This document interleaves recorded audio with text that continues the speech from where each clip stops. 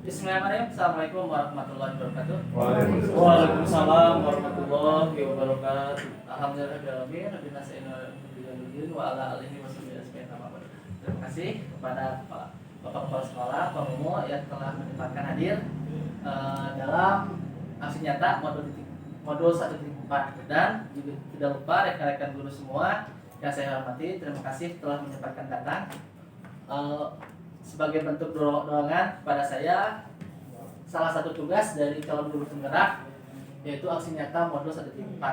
Sebelum dimulai, mungkin ada 1 atau 2 kata-kata yang akan disampaikan oleh kepala sekolah untuk membukanya. Saya persilakan.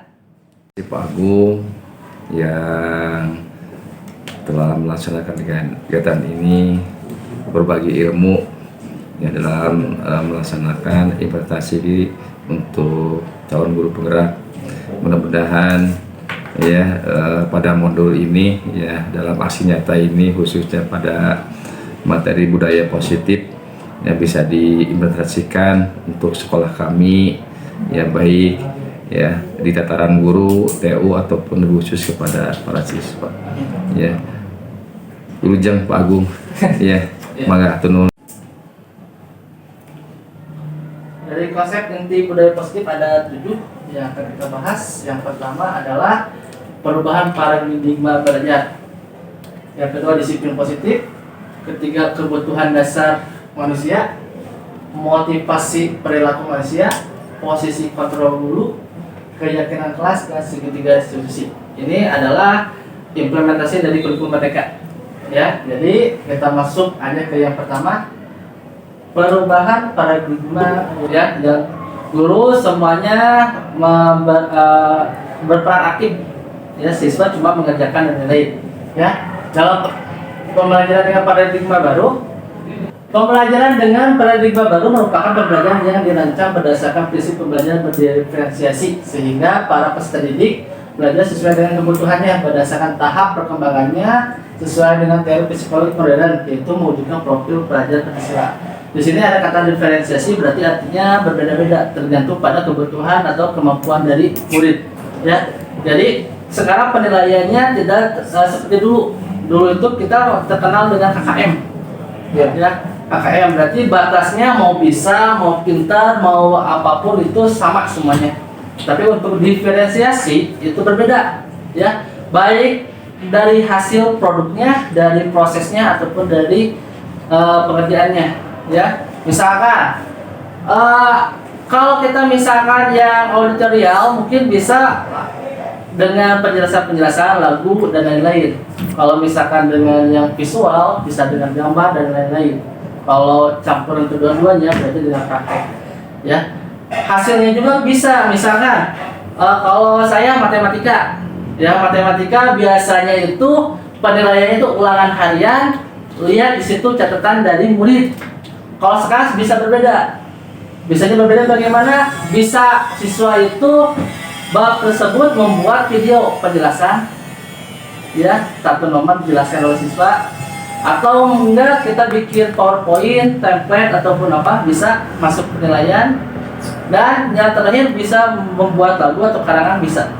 Ya, semuanya juga ada penilaiannya. Itu tergantung pada diferensiasi apa yang kita butuhkan ke siswa yang kita hadapi. Ya, di sini ada psikologi modern untuk mewujudkan profil pelajar Pancasila. Oke, ada yang ingat apa aja profil pelajar Pancasila itu? Yang pertama, gotong royong, mandiri, berkeberagaman global, bernegara kritis, inovatif, kreatif, mandiri. Oke, kita lihat. Dasar ya, sebenarnya yang kita pahami untuk teater ini bahwa ilusi guru mengontrol murid. Sebenarnya yang kita rasakan, kita yang mengontrol murid. Murid harus A, B, C, D ya, mengarahkan. Itu ilusi sebenarnya. Kenapa? Karena ketika kita nggak ada, murid itu bisa memberontak ataupun tidak sejalan dengan murid. Murid bisa memberontak ataupun kabur. Yaitu ilusi bahwa guru bisa mengontrol murid. Ya. Selain itu, meskanisnya ada bahwa semua penguatan positif efektif dan bermanfaat. Penguatan positif seperti apa ya? Ada yang tahu? Apa? Pujian, hadiah, reward. Kita anggap bahwa yang seperti itu efektif dalam pembelajaran. Tapi kalau kita sering memberikan reward, sering memberikan itu, nanti anak-anak istilahnya sudah biasa. Akan ada hilang motivasi untuk mendapatkannya lagi. Si bapak itu mah sering uji, si bapak itu mah nilainya gampang, si bapak itu mah bisa diajak kompromi. Sebenarnya itu positif, tapi kalau kita terlalu over akan hilang esensinya. Ya, jadi jangan terlalu. Terus ilusi kritik membuat rasa bersalah mampu menguatkan karakter. Ini yang biasanya kamu itu jelek, ini harus begini gini. Walaupun kritik di akhir membangun, tapi kalau terlalu banyak sama. Ya, jangan digunakan sebagai ujung tombak dari pembelajaran kita. Ya. Dan terakhir, menurut William Lesser adalah ilusi bahwa orang tua berhak memaksa. Itu gimana sih contohnya? Kalau dulu itu sebelum masuk ke kelas 11 ada istilah pemilihan jurusan. Sekarang di dalam kurikulum 2013 peserta didik bebas memilih kehendaknya. Jadi kita sebagai orang dewasa tidak bisa ikut campur lagi. Ya, apapun mereka suka, apapun kebutuhannya untuk masa depan, mereka yang milih, menentukan. Tidak boleh orang tua memaksa. Kenapa? Karena yang kita menang pengalaman, bagus nih seperti ini, seperti A, B, C. Bagus menurut kita, belum tentu bagus menurut murid. Ya, makanya ilusi bahwa orang dewasa berhak memaksa itu salah.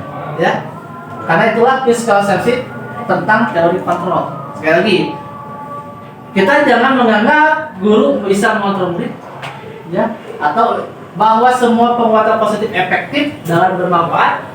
Ilusi bahwa kritik dan membuat rasa bersalah mampu menguatkan karakter. Dan terakhir adalah orang dewasa berhak memaksa. Itu adalah miskonsepsi dari teori kontrol. Ya, kita lanjutkan.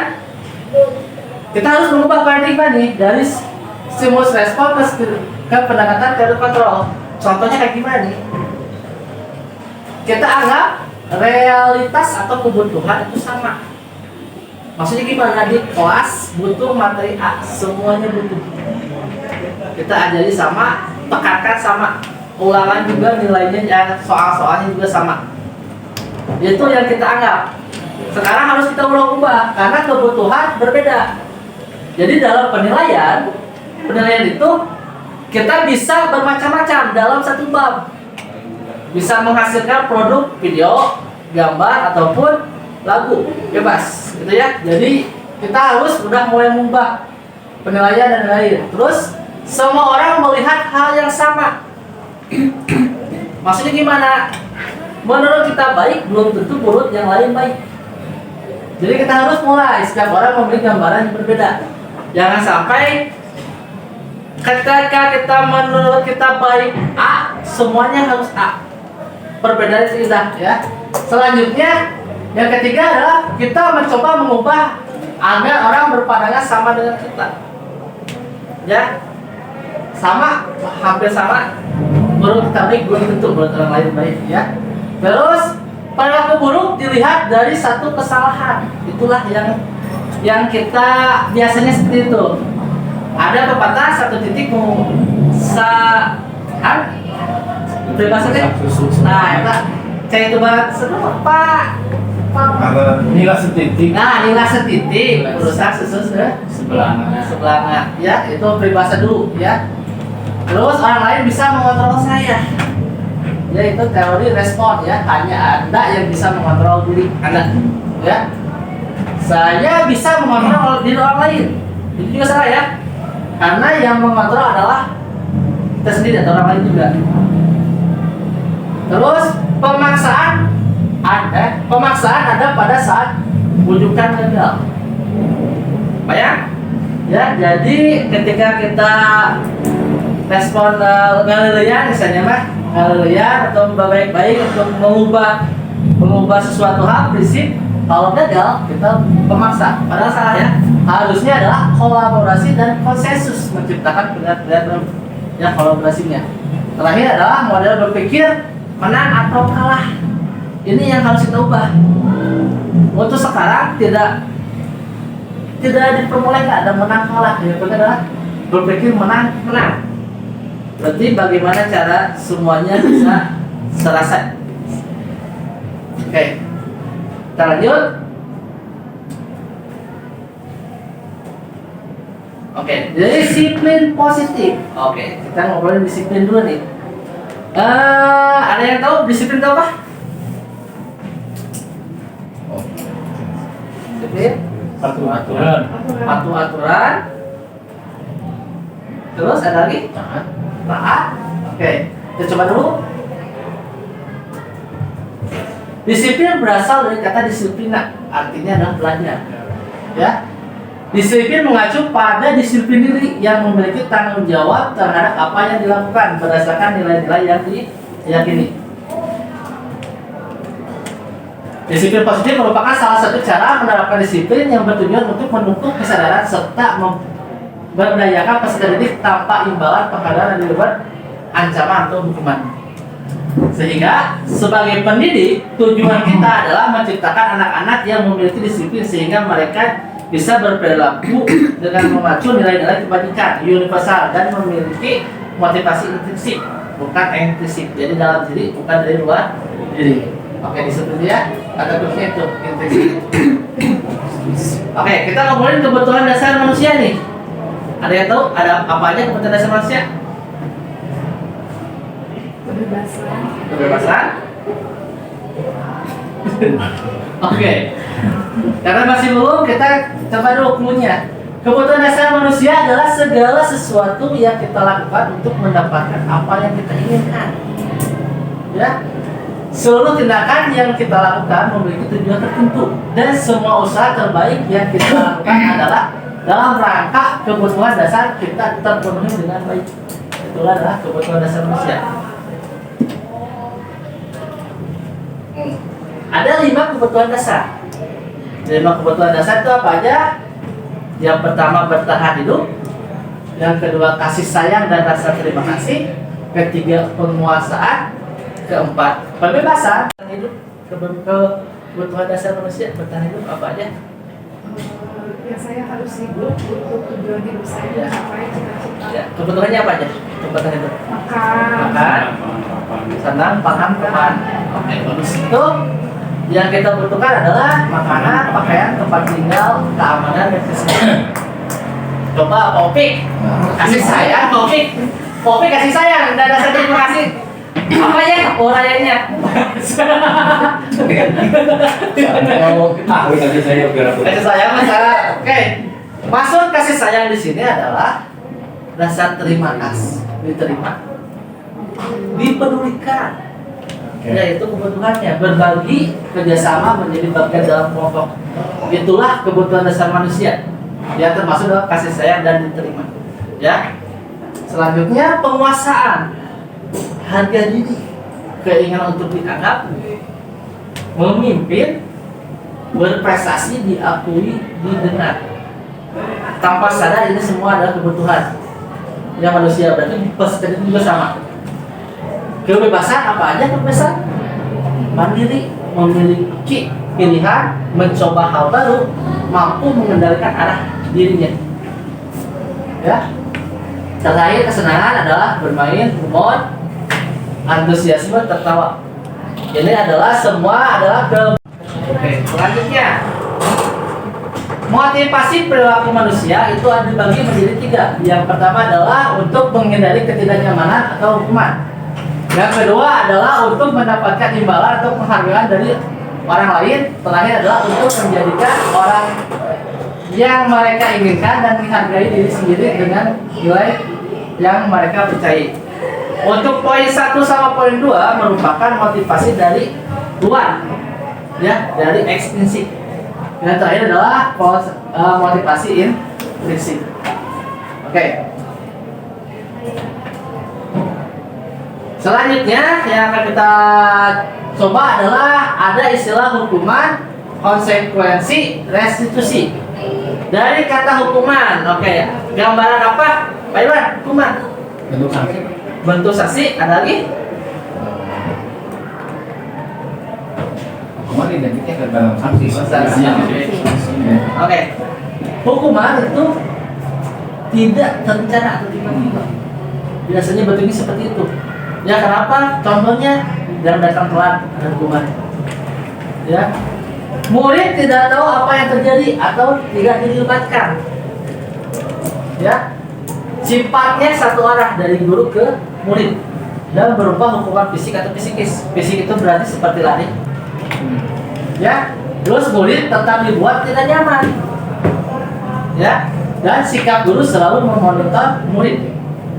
Itulah adalah konsekuensi. Terakhir adalah restitusi. Ada baru ya restitusi. Langsung saja. Restitusi itu menciptakan kondisi bagi murid untuk memperbaiki kesalahan. Ya, proses kolaborasi yang mengajarkan murid untuk mencari solusi sendiri. Oke. Gimana untuk hukuman sama konsekuensi? Ada masalah? Ada yang bertanya? Aman? Oke, kita coba pemahaman ya. Tolong pilih, ini adalah hukuman atau konsekuensi. Lari meneliti lapangan basket 2 kali karena terlambat dari sekolah. Hukuman. Oke. Ini adalah hukuman. Kalau ini membersihkan coretan yang dibuat konsekuensi. Ya kenapa? Karena kan ini udah jelas ya. Ada peraturan yang menjaga apa? Menjaga kebersihan. Oke. Ini adalah konsekuensi. Kalau ini konsekuensi hukuman.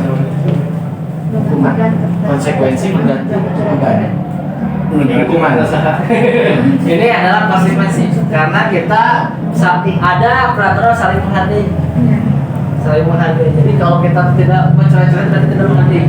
Makanya ini termasuk konsekuensi. Yang coret-coret tersalah. Oh ini berjemur di lapangan basket pukul 12 siang karena mengobrol dengan teman. Hukuman, jelasinnya adalah hukuman. Kenapa? Karena tidak ada efek baik dan kepada peserta didiknya ya. Oke, bisa membedakan hukuman sama konsekuensi? Bisa. Alhamdulillah aman. Oke, kita lanjut lagi. Yang akan kita pelajari adalah 5 posisi kontrol yang bagus yang mana? Teman. Oke. Pak Roman? Iya. Oke. Kesetaraan teman. Oke. Oke, kita lihat. Ya. Kita bahas dulu nih. Contoh penerapannya ya. Enaknya yang mana nih? Penghukum. Biasanya patuhi aturan saya. Kamu selalu saja salah. Enak jadi gitu. Enggak ya. Jangan sampai ya ini paling rendah atau paling jelek ya dalam posisi kontrol ya. Yang kedua, membuat rasa bersalah. Bapak sangat kecewa sekali dengan kamu.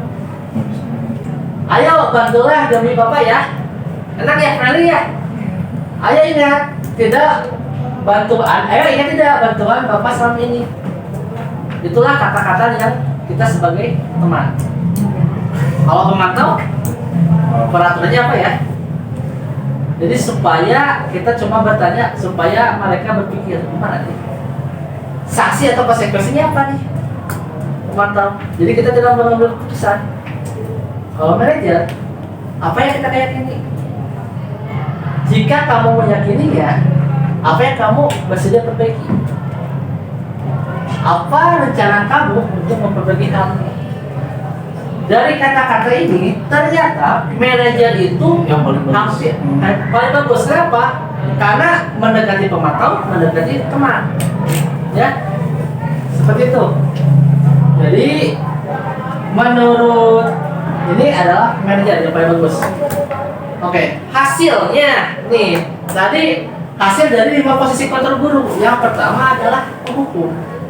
Biasanya nanti peserta didik marah. dan dendam atau bersikap agresif. Kalau tidak diajak kerjasama, keputusan ada di kita, jangan sampai ya. Atau bisa jadi murid mengulang kembali kesalahannya karena tidak ada kesadaran ya.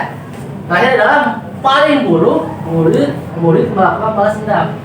Oh, tinggal itu motor si bapak itu kadang bocoran, pesan. Ya, kalau zaman dulu masih ada ceritanya. Sekarang alhamdulillah udah tidak ada.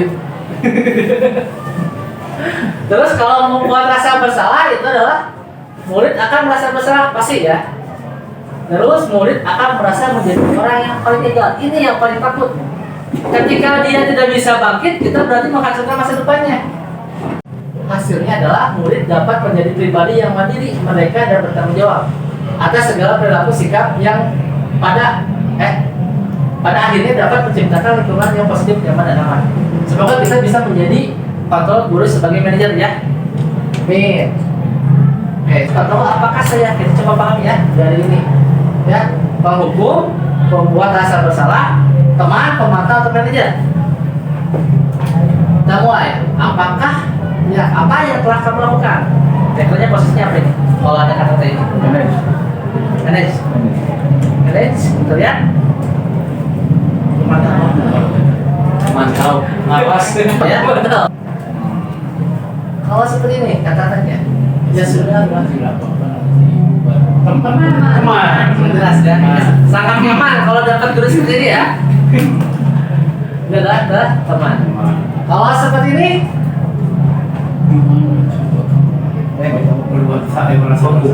membuat rasa bersalah atau biasanya kalau kita nyambungkan ke orang tua adalah merasa bersalah.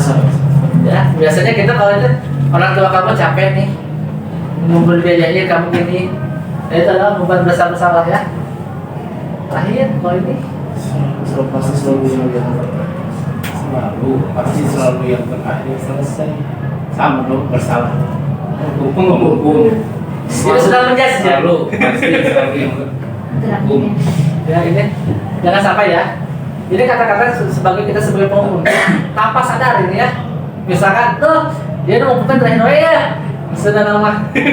Ya jangan sampai ya. Semoga kita bisa menjadi posisi guru yang manajer ya, sehingga kita bisa menjadi teman, bisa menjadi pemantau ataupun merasa bersalah ya. Oke.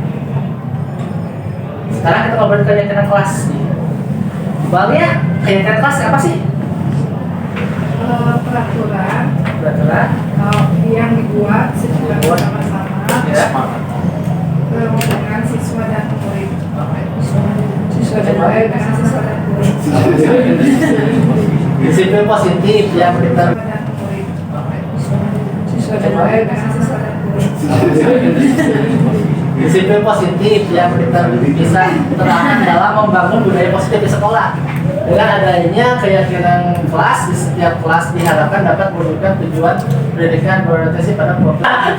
Jangan memakai setelah air baju kita berarti memakai sepatu warna hitam. Ya, jadi istilahnya kalau peraturan sekolah itu kelas itu adalah konotasinya negatif. Pakai jangan, pakai tidak. Kita ubah dengan keyakinan kelas menghilangkan itu. Pembentukannya gimana? Caranya, yaitu yang pertama adalah keyakinan kelas bersifat lebih abstrak daripada peraturan yang lebih rinci dan konkret. Ya, keyakinan kelas bagian dasar dari segitiga bertujuan untuk mengubah identitas anak orang yang gagal karena melakukan rasa terus bersalah. Saya juga pernah melakukan kesalahan seperti itu. Ya, jadi untuk membuka stabilkan dulu, jangan langsung ke kesalahannya. Bapak Ibu tertarik mencari siapa yang tidak tertarik menstabilkan identitas. Yang kedua adalah validasi tindakan yang salah. Setiap tindakan yang kita lakukan dengan suatu tujuan yaitu memenuhi kebutuhan dasar. Kalau kita memahami kebutuhan dasar, apa yang mendasari sebuah tindakan, peraturan apapun kayak gini. Cara motor menyatakan bahwa pada dasarnya termotivasi secara internal. Ketika identitas sukses telah tercapai dan tingkah laku yang salah telah divalidasi, maka anak akan siap untuk dihubungkan dengan nilai-nilai yang dia percaya dan berpindah menjadi orang yang dia inginkan. Oke, contoh pertanyaannya adalah apa yang kita percaya sebagai kelas atau keluarga? Apa nilai-nilai umum yang kita telah sepakati? Apa bayangan kita tentang kelas yang ideal? Kamu mau jadi orang yang seperti apa? Itulah contoh meyakinkan keyakinan. Oke? Oke, contoh. Sawah pagi Pak. Kira-kira kenapa Salwa dipanggil oleh Bapak ke sini? Mungkin karena kemarin saya tidak mengikuti eskul. Kenapa tidak mengikuti eskul? Ya Pak, maaf kemarin saya pulang duluan karena ada kepentingan mendadak. Boleh tahu kepentingan itu apa? Saya kemarin pergi nonton Pak karena ada film kesukaan saya baru tayang. Wah, itu pasti seru ya kalau lihat film yang kita sukai ya. Tapi kira-kira yang udah dilakukan Salwa sudah termasuk keyakinan sekolah? Tidak Pak, Keyakinan apa yang dilanggar? mengikuti kegiatan sekolah. Wah, bagus. Terus kedepannya harus bagaimana ya? Mungkin saya akan meminta izin dulu kepada pimpinan eskul. Ada yang lebih bagus? Saya akan eskul dulu, baru saya pergi nonton Pak. Nah, Salwa sudah paham tentang keyakinan kelas, yaitu tentang tata tertib mengikuti kegiatan sekolah. Ya Pak, insya Allah saya kedepannya akan lebih tertib lagi. Oke, untuk sekarang cukup sekian dulu. Untuk kedepannya jangan dulu lagi ya. Ya Pak. Oke, terima kasih. Silakan mulai kelas. Ya, Pak.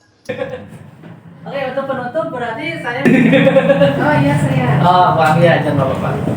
Sebenarnya budaya positif ini sangat baik kita lakukan di sekolah kita, mengingat kita masih banyak harus menangani siswa-siswi yang bermasalah.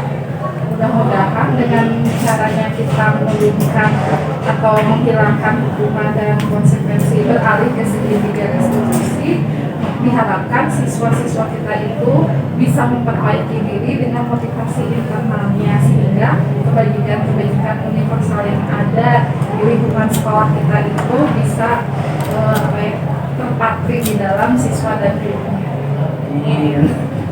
Satu lagi, cepat tangan. Saya belum baca. Baca. Baca.